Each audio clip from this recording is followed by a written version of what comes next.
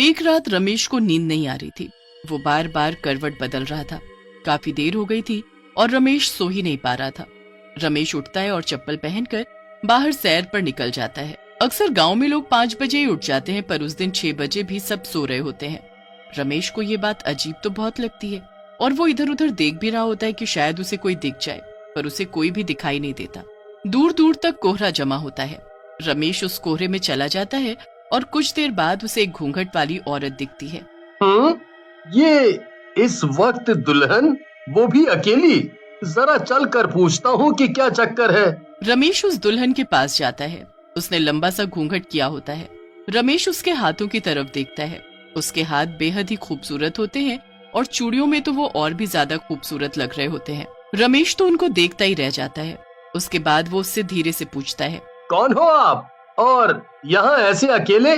मेरा नाम माया है। मैं इस गांव की नहीं हूँ, पास वाले गांव से हूँ। यहाँ मेरी मौसी रहती है, तो बस मैं तो उससे मिलने आई थी। पर इतनी सुबह? सुबह नहीं, अभी तो रात के 2:30 बजे हैं। क्या? पर मैंने तो घड़ी में टाइम देखा था। लगता है घड़ी रुक गई थी। तभी मैं सोचूं कि कोई गांव में अभी तक उठा क्यों नहीं। खैर, तुम इतनी रात को अकेली क्यों घूम रही हो? नहीं नहीं, मैं खुद चली जाऊंगी। तुम्हें तकलीफ उठाने की जरूरत नहीं है। अच्छा ठीक है, पर क्या तुम इस घूंघट को उठा नहीं सकती? मतलब ऐसे ही। वो मुझे लगा, मैं इतनी देर से तुमसे बात कर रहा हूँ और तुमको देखा भी नहीं। क्या सच में तुम मेरी शक्ल देखना चाहते हो? ठीक है, फिर ये देखो। माया इतना कहते ही अपना घूंघट ऊपर कर देती है और रमेश उसकी शक्ल देखकर दूर पीछे जाकर गिरता है। उसके सामने कोई खूबसूरत औरत नहीं, बल्कि एक भयानक शक्ल वाली चुड़ैल खड़ी होती है। रमेश की तो डर के मारे आवाज ही नहीं निकल रही होती। वो इतना घबरा जाता है कि अपनी जगह से उठ भी नहीं पाता। क्या हुआ? तुम तो मेरी शक्ल देखना चाहते थे ना, तो फिर अब डर क्यों रहे हो? मेरे पास आओ, आओ मेरे पास, फिर तुम्हें मुझसे बिल्कुल डर नहीं लगेगा। नहीं नहीं, मुझे जाने दो, मुझे जाने दो। जो एक बार मेरी शक्ल देख लेता है, फिर हमेशा के लिए मेरा हो जाता है। अब तुम कहीं नहीं जा सकते, अब तुम मेरे हो, सिर्फ मेरे।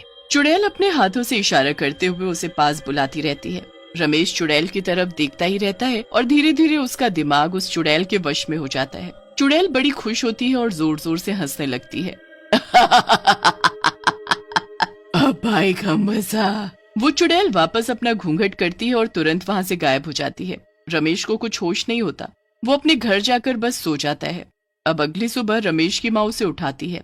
उठ बेटा, आज हमें लड़की देखने जाना है। रमेश उठकर नहा धोकर तैयार हो जाता है। उसके बाद वो लड़की के घर जाते हैं।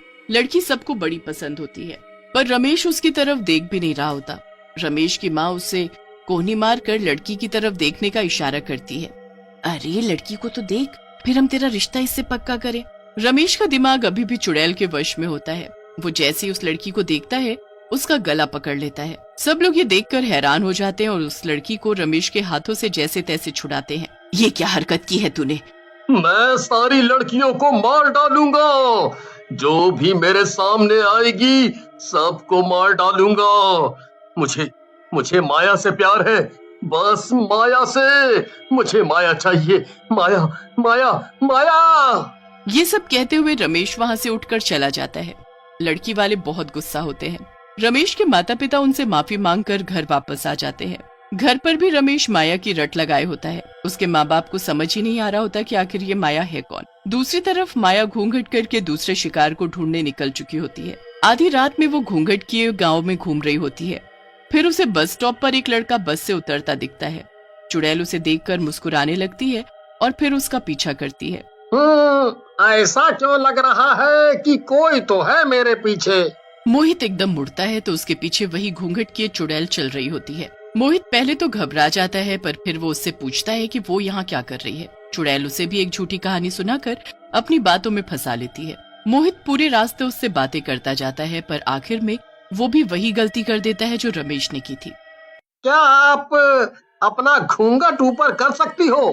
मतलब बस मैं देखना चाहता हूँ कि आखिर जिसकी इतनी मीठी आवाज है, उसका चेहरा कितना खूबसूरत होगा। ऐसी बात है तो मैं अभी तुम्हारी ये इच्छा पूरी करती हूँ। मोहित के इतना कहते ही चुड़ैल अपना घूंघट ऊपर करती है और मोहित वहीं जमीन पर गिर जाता है। मोहित अपने आप को उठाकर वहां से भागने लगता है कि चुड़ैल उसे एक हाथ से ऊपर उठा देती है। जो एक बार मेरा घूंघट उठवा देता है वो मेरा हो जाता है। अब तू मेरा है, मेरा। देख मेरी आंखों में, देख। मोहित चुड़ैल की आंखों में देखता है तो उसे कुछ होने लगता है। वो भी चुड़ैल के वश में हो जाता है। चुड़ैल उसे ऐसे ही वापस जमीन में पटक देती है। उसके बाद वो जोर जोर से हंसती है और अपना घूंघट करके चल देती है। मोहित अपने होश में नहीं होता और उठकर सीधा अपने घर की ओर चल देता है। ये सब कुछ दूर खड़ी शीतल देख रही होती है। शीतल मोहित की पड़ोसन होती है जो देर रात किसी जागरण से वापस आ रही होती है। ये सब मैं क्या देख रही हूँ? हमारे गांव में चुड़ैल है, वो भी घूंघट वाली चुड़ैल। मुझे इसके बारे में कल ही गांव वालों को बताना होगा। अगले ही दिन शीतल बहुत बीमार पड़ जाती है और उसे कुछ होश ही नहीं होता। शीतल जितने दिनों में ठीक होती है उतने दिनों में वो चुड़ैल जाने कितने लोगों को अपने काबू में कर चुकी होती है। जिस दिन शीतल को होश आता है वो जल्दी से उठकर बाहर जाती है। सामने का नजारा देख उसके होश उड़ जाते हैं। कुछ लड़के और आदमी औरतों का गला दबा रहे होते हैं। ये सब क्या हो रहा है? मुझे सबको बचाना होगा। अरे बेटी, कहाँ मौत के मुंह में जा रही है? पर ये सब हो क्या रहा है हमारे गांव में? पता नहीं हमारे गांव के मर्दों को क्या हो गया है। वो बस किसी भी औरत को देखते हैं तो गुस्से में आकर उसकी जान लेने पर उतारू हो जाते हैं। यहाँ तक कि मेरे बेटे ने कुछ दिन पहले एक लड़की जिसे हम शादी के लिए देखने गए थे उस पर ही हमला कर दिया।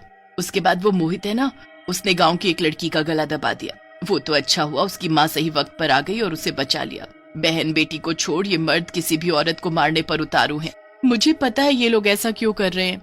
ये सब वो घूंघट वाली चुड़ैल का काम है। मैंने देखा था उस रात खुद अपनी आंखों से।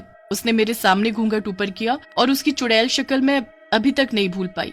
उसने मेरे सामने मोहित को वश में किया। मैं घर आकर किसी को कुछ बता पाती कि मैं खुद ही ऐसी बीमार पड़ी कि मुझे आज होश आया।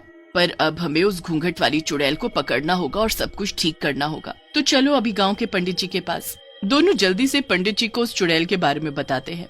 क्या उसका इंतजाम करना कोई आसान काम नहीं है। वो चुड़ैल हमेशा की तरह आज रात भी घूंघट में बाहर निकलेगी। बस तुम्हें कैसे भी करके उस औरत के पल्लू का कोना काट कर लाना है। ये तो बहुत मुश्किल काम है। वो चुड़ैल बस गांव के आदमियों के पास ही आती है तो मैं कैसे कर पाऊंगी ये सब? तभी तो कहा था कि मुश्किल काम है। पर अगर गांव को उस घूंघट वाली चुड़ैल से बचाना है तो ये तो करना ही पड़ेगा।